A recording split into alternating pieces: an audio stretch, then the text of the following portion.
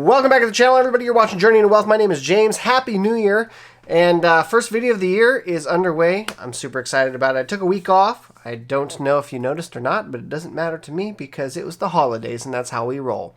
But we're hitting the ground running this year and we're doing some big things. And today I wanted to talk to you about how I'm going to make $100,000 this year. And how if you follow these basic principles, you could probably do that too, depending on what you're doing. So let's get the video rolling. All right, so you want to make $100,000. Who doesn't, right? Why $100,000? I don't know, because it sounds good. Because the average human in the United States here doesn't need really any more than $100,000, but it's nice to have. But $100,000 gives somebody a lot of freedom to be able to set themselves up in life, especially for somebody who is, like, let's say 39 years old and kind of starting from scratch and needs to make up some ground. 100 grand seems like a nice round number. So how am I going to do it? How could you do it? If you're not in a high six-figure paying job, most of us are going to have to do that on our own. So this is kind of my strategy on how I'm going to do it and how you might be able to do it as well. At the end, I'm going to give you a magic pill because everybody wants the magic pill to make $100,000, right? So stick around until the very end. But let's just talk about some steps. And this isn't going to be some, it's going to kind of run off as like, step 1, step 2, step 3, but really this is a mentality, okay? And so step 1, the first thing you got to do is stop thinking in an hourly pay scale. Start thinking in productivity, right? Unless you're a six-figure employee, which if you are, why are you watching this video? Because you already know how to make $100,000 a year. You need to be thinking in productivity, not in hourly pay. Hourly employees get paid no matter what they do. Productivity people get paid based on their productivity, right? Salespeople who are among the highest earners in the entire United States, they get paid based on productivity. Business owners, productivity. People that earn high amounts of money, productivity. Almost nobody's an hourly paid employee unless you're a CEO. So focus on productivity, not hourly. Use the law of averages to break down your goals into small chunks and then rely on compounding to accomplish those goals. Okay, so we're going to think huge, right? This is step 2. We're going to think huge and then we're going to break it down into bite-sized chunks. Okay, by the numbers, $100,000 over the course of 12 months is $8,333 per month. Every single month for 12 months, that's $100,000. Okay, if you broke that down into 52 weeks, that's $1,923 and change per week. Okay, if you want to do 365 days and really figure out your daily income, that's $273.97 every single day. But let's be real, we're not all working every single day. So we're going to use 260 working days, which is 52 weeks in the year times 5 days a pop. That's 260 working days, and that daily total is $384.61. Every single working day is what you have to average in order to make $100,000. But how does that apply to like real world examples, right? Because this is where it gets important. Real world examples, and keep in mind this is not an exact science, it's just getting a gauge. This is what I'm talking about, the law of averages. This is getting a gauge for how much we need to produce to accomplish in order to meet our goal. Okay, so we're going to take an average across the board. One day you might make $1,000 and one day you might make $0, right? But it's going to average out to $500. That's what I mean by the law of averages. $384.61 on average per workday is what you need to make $100,000. Okay, so step 1 let's call this one step 1A. You have to know your metrics, or at least be able to get a guess as to whatever it is that you're doing. Okay, so if you're an eBay seller like I am, or if you're a YouTuber, or if you're an affiliate marketer, or if you have a little like an Etsy shop or a little print-on-demand type thing, anything that you're doing, you have to know your metrics. You have to, or at least be able to make an educated guess on your metrics in order to accomplish some goals. So if you sell products, how much do you make on average per product? Net, right? So that's net revenue. It's not, and that's not your best product. That's not your worst product. That's the average across the board. Okay, if you make YouTube videos, how much do you make per video on average per year, right? So if it was $1,000, you'd have to make 100 videos in the year to make $100,000. Okay, so we just need to know our metrics. And then when you break it down, you kind of get a better idea of what it would actually take to make $100,000. So let's throw in some real world examples, right? In an eBay store. Let's just say, hypothetically, you make $22 net per sale. Okay, you need 4,546 sales in the year to make $100,000. That's 378 sales per month, or 88 per week, or just over 18 sales per workday, right? So every day that you're working, you need to make 18 sales. You need to be shipping out 18 packages on average in order to clear that $100,000 mark.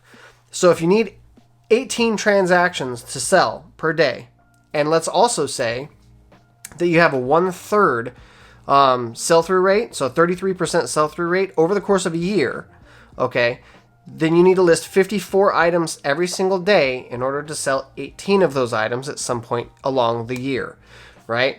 So your goal now is to list 54 items.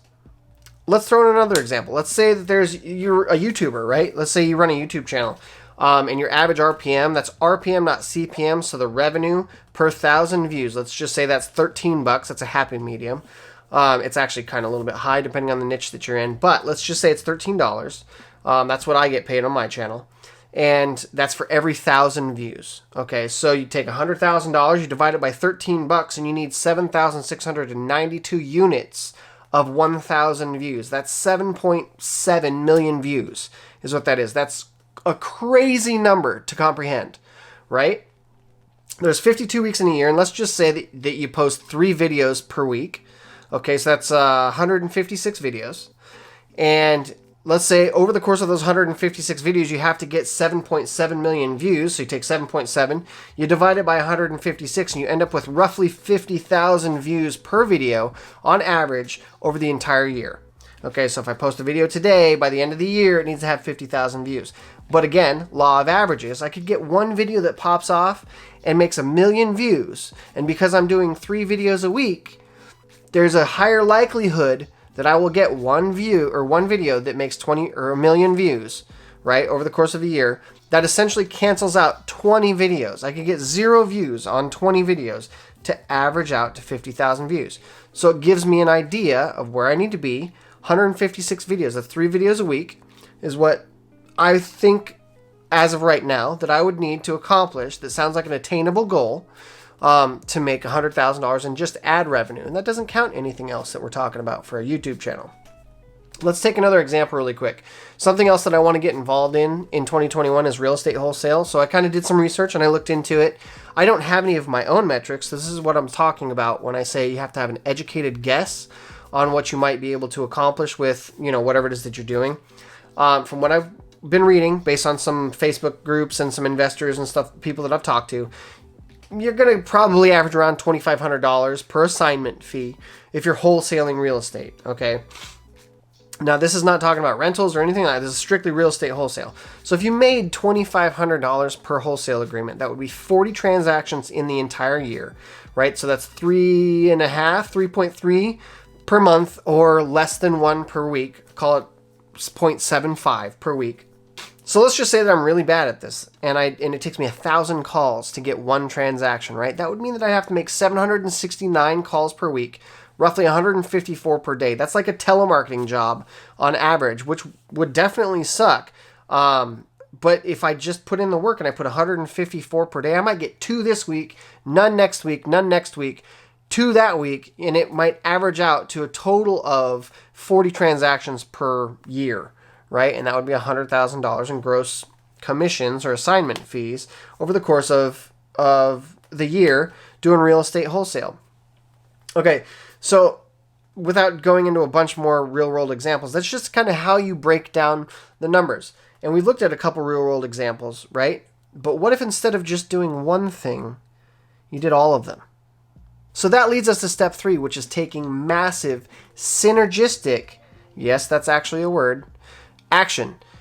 Finding synergy in your work will multiply your results without increasing your work that much, right? So that's what synergy is. Synergy is taking, let's say you make $100 doing this and $100 doing this, but you can do them together and you make 250 instead of 200. That's synergy. Okay, so some people call this like multiple streams of income, but it's actually more than that.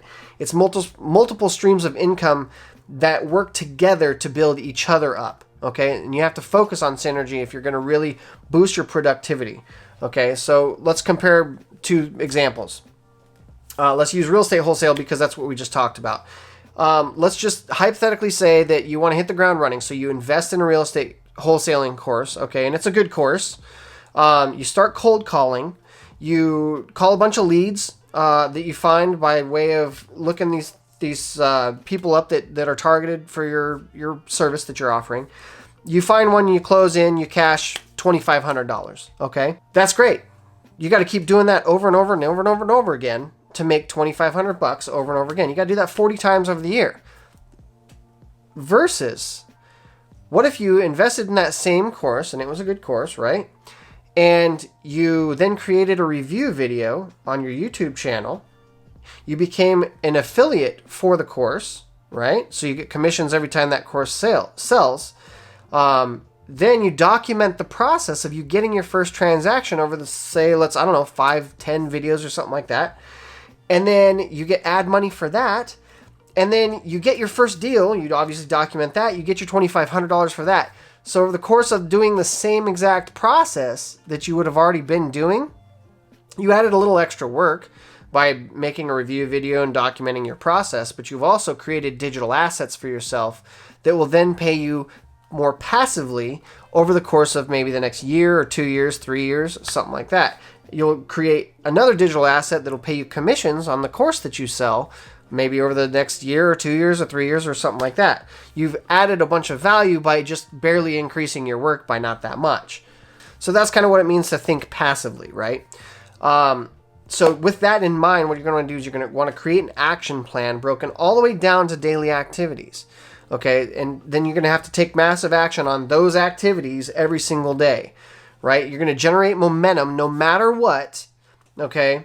And you can adjust course along the way. That's something else that a lot of people get hung up on, is they want to understand everything, or they get tied up with paralysis analysis, right? Reckless action trumps perfect understanding every day of the week, okay? Do something, and then use that momentum and adjust course, right? If you're on a bike and you don't start pedaling, you get nowhere. If you're on a bike and you're headed the wrong direction, you can always just turn the bike around, okay? Do something every single day that moves you towards your goals and adjust a course along the way. Do not get caught up in the details. You can adjust those and figure those out along the way. But create a massive action plan based around a synergistic approach to whatever it is that you're focusing on, okay? So if you have your own store, or if you have your own eBay store, if you have your own affiliate marketing company, your YouTube channel, whatever it is that you're doing, figure out a way to make some synergy there and create an action plan based on what you do, what you're good at. So how do you do it? The way that I do it is I focus on, this is step 4, by the way, focus on goals that you control, and the results will come naturally, okay? Focus on goals that you control, input-related goals, not output-related goals, okay? So as an example of that, if you need to sell 18 items per day, your goal is not selling 18 items per day. That's what everybody wants to say. Your goal is actually to list 54 items per day, based on our previous example here, right? The 18 items will come along if you focus on the 54 items. So your goals need to be input-related, things that you control, right? You don't control the outcome of things a lot of times. You don't control if people are buying your stuff. What you do control is the level of input that you put in, right? I control the amount of items that I list on eBay. I control the amount of calls that I make for real estate wholesale. I control the amount of videos that I make for YouTube, right? So focus on input-related goals, and the output will naturally come along as you're doing those goals. You're going to want to also track your progress and adjust the course along the way. Just as I said earlier, I review my progress in regular intervals, right? So, for instance, watching data, to me, for some reason, that motivates me. Watching things build, or watching, the way that data is moving, that gives me something to kind of like grasp onto and know that everything that I'm doing on a daily basis is not for just nothing. Okay, so I review my total net worth every single month. I review my credit score every single month. I probably should do the credit score even more than that, but I don't. I review my income every single day. I wake up in the morning and I review my income every single day. And I know that sounds excessive, but I've found that if I don't get up and start the day and look at that and get a good bearing on where I'm at, I just kind of flounder. I float through the day and I don't do what I need to do. But if I look at it and I say, okay, this is where I'm at, it either motivates me because I had a bad day yesterday and I didn't get enough done, Or it motivates me because I see the momentum and I say, I want to continue that. I don't want to lose that momentum, right? So I do that to motivate myself into the discipline that I need to actually go accomplish the goals, right? And the days that I don't do that, I float. I flounder with no direction. Another thing that I do, I create milestones and I keep track of my goals. Okay, I adjust my input as I need to. So like hypothetically, let's say I'm listing 54 items and it's not doing well. Maybe I pop that 54 to 75 or I do something like that. Secondly, I reward myself when I hit those milestones because nobody wants to just work all the time and not get anything out of it. But I keep track of all of it and I look at all of it on spreadsheets. In fact, I actually have a spreadsheet that I built for this $100,000 a year so I know where I'm at, what I'm doing, what is my daily average so far, that kind of thing. I'll actually make it on Google Docs and I'll link it in the description below if you want it. There's a link down there. Just download it. You can't actually input it on Google Docs because then everyone will be able to see your stuff, but go ahead and download it into an Excel spreadsheet. And you can use my spreadsheet that I created if you'd like. It's free. No email address, no nothing like that. Just a link to whatever.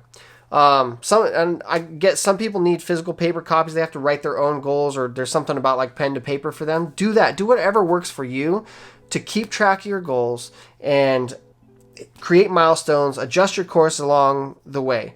If after a month what you're doing isn't working, change course. Adjust what you're doing. Like I said, if 54 listings isn't working for me, I'm going to figure out what it is that I need to do in order to make it work. Maybe that's list more. Maybe it's change my area of sourcing or the types of items that I'm selling. Or maybe it's like looking for products with better margins or lower margins but more of them. I'm just going to adjust along the way. The point is that I'm going to be moving, right? So here it is, the final thought, the magic pill, the thing that you've all been waiting for. I'm going to burst your bubble. I appreciate you watching this long, but the magic pill is this. And take this from a guy who's been looking for the easy button since he was like 18 and didn't want to work for anybody. There's no button that you're going to press where cash will just rain down from the heavens, at will, not without a ton of upfront work first, or money, or things like that. Okay, the magic pill is the work. Okay, you want to reap the benefits and the rewards of being able to push a button and make a ton of money. You have to put in the front end work. Right? That's the magic pill. The magic pill is the work. Find something that you're having success in that you enjoy and do much more of it. The money will follow. That's the magic pill. That's what it is. And now remember also that this game, this thing that we're playing, it's fluid. It's always changing. There's no finish line to active work. If you're going to generate income actively, there's no finish line. You just keep doing it, right? You need active work in some form or fashion or upfront capital to create passive income. Passive income is the end game. Passive income is what you do when you've got money making you money and that money just keeps making you more money and then you just don't have to work anymore because that money makes you so much money that you don't have to worry about it. That's the end game. But you have to earn money now and invest correctly in order to get to a point that you don't have to actively work when you're older. That's all I got for you. That's how I'm going to earn $100,000 this year. I appreciate you guys watching. If you would please hit the like button, share the video if you've got some value out of it, do the YouTube stuff. I appreciate it, and I will see you guys in the next video. Maybe like 3 of them this week. I don't know. Haven't decided.